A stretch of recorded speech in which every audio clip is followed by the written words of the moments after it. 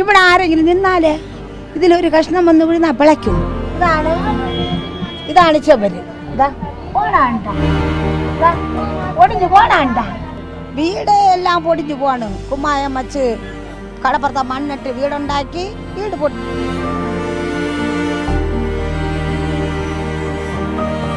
ഈ കോൺട്രാക്ടർമാരെ ഒരിക്കലും വിശ്വസിക്കരുത്, കള്ളന്മാരാണ്.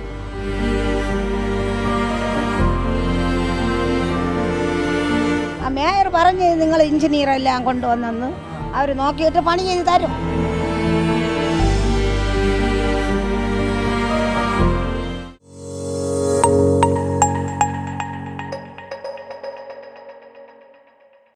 നമസ്കാരം. രാജീവ് ആവാസ് യോജന പദ്ധതി പ്രകാരം 2015 ശേഷം തിരുവനന്തപുരം ഹാർബർ വാർഡിലുള്ള മതിപ്പുറത്ത് നിർമ്മിച്ച് നൽകിയ ഫ്ളാറ്റിനെ കുറിച്ചുള്ള വാർത്ത ഇക്കഴിഞ്ഞ മെയ് മാസത്തിൽ നമ്മൾ പുറത്ത് വിട്ടിരുന്നു. ഏകദേശം 90 കോടിയിലധികം രൂപ ചെലവഴിച്ചുകൊണ്ടാണ് മത്സ്യത്തൊഴിലാളികൾക്ക് ഇത്തരത്തിൽ വലിയ രീതിയിൽ ഫ്ളാറ്റ് പണിതു കൊടുത്തത്. എന്നാൽ ഈ ഫ്ളാറ്റിൽ താമസം തുടങ്ങി 4 വർഷം പിന്നിടുമ്പോൾ ഫ്ളാറ്റിൻ്റെ പല ഭാഗങ്ങളും ഇടിഞ്ഞു പൊളിഞ്ഞ് വീഴുന്ന സാഹചര്യമാണ് ഉണ്ടായിരിക്കുന്നത്. മത്സ്യത്തൊഴിലാളികൾക്ക് ഇവിടെ ജീവിക്കാൻ കഴിയാത്ത സാഹചര്യമാണ് ഉള്ളത്. കേന്ദ്രത്തിൻ്റെയും സംസ്ഥാനത്തിൻ്റെയും നഗരസഭയുടെയും അതുകൂടാതെ ഗുണഭോക്താക്കളുടെ വിഹിതം ഉൾപ്പെടെ വിനിയോഗിച്ചുകൊണ്ടാണ് ഇത്തരത്തിൽ കോടിക്കണക്കിന് രൂപ ചെലവഴിച്ചുകൊണ്ട് ഫ്ളാറ്റ് നിർമ്മാണം പൂർത്തീകരിച്ചിരിക്കുന്നത്. എന്തായാലും ഈ ഒരു ഫ്ളാറ്റ് നിർമ്മിച്ചതിന് ശേഷം അവർക്ക് ആശ്വാസമല്ല ഉണ്ടായിരിക്കുന്നത്. അതായത് മത്സ്യത്തൊഴിലാളികൾക്ക് ആശ്വാസമല്ല ഉണ്ടായിരിക്കുന്നത്, ആശങ്കയാണ് ഏറ്റവും കൂടുതൽ ഉണ്ടായിരിക്കുന്നത് എന്നാണ് അവർ നമ്മളോട് പങ്കുവയ്ക്കുന്നത്. ഇക്കഴിഞ്ഞ ദിവസങ്ങളിൽ ഉൾപ്പെടെ ഈ വാർപ്പെല്ലാം തന്നെ ഇടിഞ്ഞു പൊളിഞ്ഞ് വീഴുന്ന സാഹചര്യമാണ് ഉണ്ടായിരിക്കുന്നത് എന്നാണ് ഇവിടുത്തെ അമ്മമാരും എല്ലാവരും തന്നെ നമ്മളോട് വ്യക്തമാക്കുന്നത്. വീട് എല്ലാം പൊടിഞ്ഞു പോണ്. കുമ്മായം വച്ച് കടപ്പുറത്തെ മണ്ണിട്ട് വീടുണ്ടാക്കി വീട് പൊട്ടിപ്പോണ്. എല്ലാം വീട് കിട്ടി 8 വർഷമായി. അതിന് മുമ്പേ ഇത് പോയിക്കൊണ്ട് തന്നെ ഇരിക്കണം. 2-3 വർഷം ആവണതിന് മുമ്പ് എല്ലാം പൊടിഞ്ഞു പോയതാ മക്കളതാ. ഇത് നോക്കുതാ, ഈ അറ്റം മുതൽ ആ അറ്റം വരെ പൊടിഞ്ഞിരിക്കണ നോക്ക്. മര വീടുതായത് ഇതാ പൊടിഞ്ഞ്. ഇത് പിന്നെ കളറൊക്കെയും പെയിൻ്റൊക്കെ വാങ്ങിച്ചു കൊടുത്താണ് പൊടിഞ്ഞു പോണ കണ്ട അച്ചപുരത്രയും. ആ എല്ലാം ചോരുന്നു. എല്ലാം ഇടിഞ്ഞ് സമയത്ത് വന്ന് വീഴണം. മേയർ പറഞ്ഞ് നിങ്ങൾ എഞ്ചിനീയറെല്ലാം കൊണ്ടുവന്നെന്ന് അവർ നോക്കിയിട്ട് പണി ചെയ്ത് തരും. പിന്നെ വിശ്വസിക്കണ്ടേ, പണി ചെയ്ത് തരണം. പിന്നെ ഇതെല്ലാരും കൂടെ വന്നാ പണി ചെയ്ത് തരണ്ടേ, പാവപ്പെട്ടവർക്ക് പണി ചെയ്ത് കൊടുക്കണ്ട മോനെ. എൻ്റെ പേര് ഭീമാ കണ്ണ്. ഇനി നോക്കതാ, ഇനി നോക്ക്. ഇതാണ് ചുമര്. ഇതാ പോണാണ്ട, ഒടിഞ്ഞു പോണാണ്ട കണ്ട മക്കളെ. ഇതാണ് ചുമരുതാ. ഇത് അത്രയും ആറ്റം മുതൽ ഈ ആറ്റം വരെ. ഇതാ അങ്ങ് നോക്ക. ഇവിടെ ആരെങ്കിലും നിന്നാലേ ഇതിലൊരു കഷ്ണം വന്ന് വീഴുന്ന പിളയ്ക്കും. എവിടെ അവിടെ വീഴുന്നു. 4 തയ്യലും ഇട്ട് ഒരു സ്ത്രീ, ഒരു അവളെ ചേച്ചി താഴെ ഉള്ളതാണ്. അനിയത്തിയുടെ വീട്ടിൽ വന്നപ്പോഴും വിടുന്നു. അപ്പം ഇത് നമ്മൾ സൂക്ഷിച്ച് എത്ര ദൂരം സൂക്ഷിക്കും. കൊച്ചുമക്കളെല്ലാം കളിക്കുന്ന സ്ഥലം. നമ്മളിവിടെ ഈ ഫ്ലാറ്റിൽ 5 കുടുംബം, 5 വീട്, 5 ഫ്ലാറ്റ്, 5 റൂം. ഓരോരോ ഫ്ലാറ്റിൽ ഓരോരോ റൂം.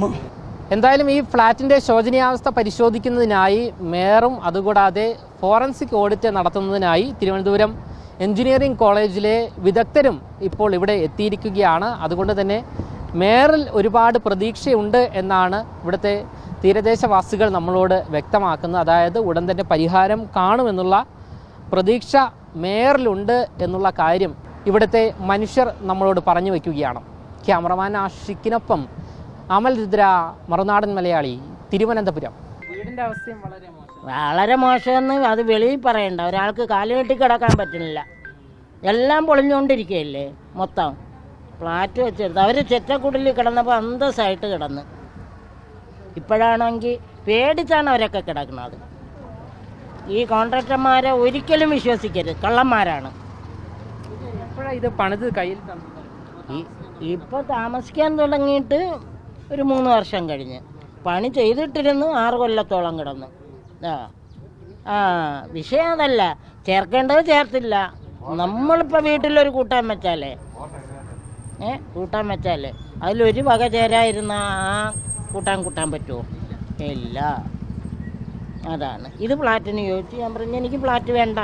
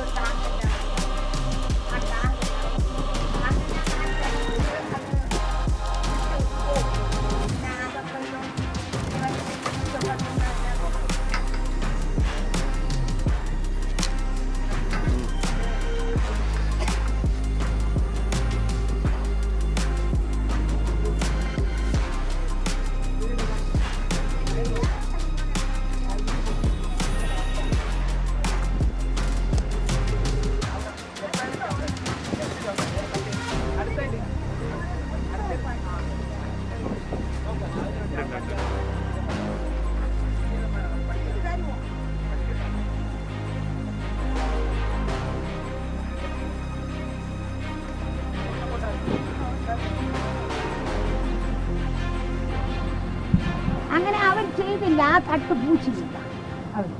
പൂശിയെങ്കിൽ ഈ വെള്ളം ഇങ്ങോട്ട് ഇറങ്ങില്ല. ഈ കഥവ് ഒരു പ്ലാസ്റ്റിക് കൂടെ ഇട്ട് ഈ കാറ്റടിക്കണമുണ്ട്, അതിനെയും കൂടെ പുഴുത് കൊണ്ടുപോയി. കഥവിന്റെ പൂട്ടും പിന്നെ ഉള്ളത് എല്ലാം കാറ്റും കാറ്റിന്റെ കൂടെയും മല്ലടിക്കണം.